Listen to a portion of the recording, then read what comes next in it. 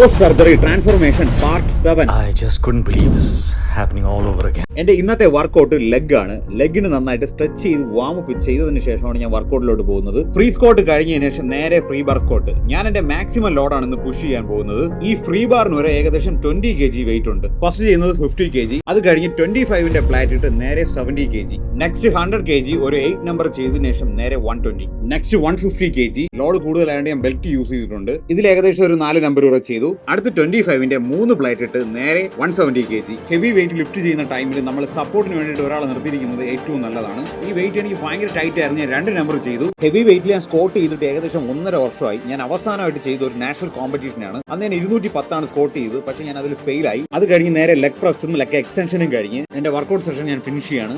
ഇന്നത്തെ എന്റെ body condition നോക്കിയാൽ തന്നെ എനിക്ക് മനസ്സിലായി എന്റെ ബോഡി ഫാറ്റ് പെർസെന്റേജ് കുറഞ്ഞു വരുന്നുണ്ട്. പാർട്ട് 8 എന്ന് പറഞ്ഞ് കമന്റ് ചെയ്ത് കഴിഞ്ഞാൽ ഞാൻ ഇതിന്റെ പാർട്ട് 8 ചെയ്യുന്നത്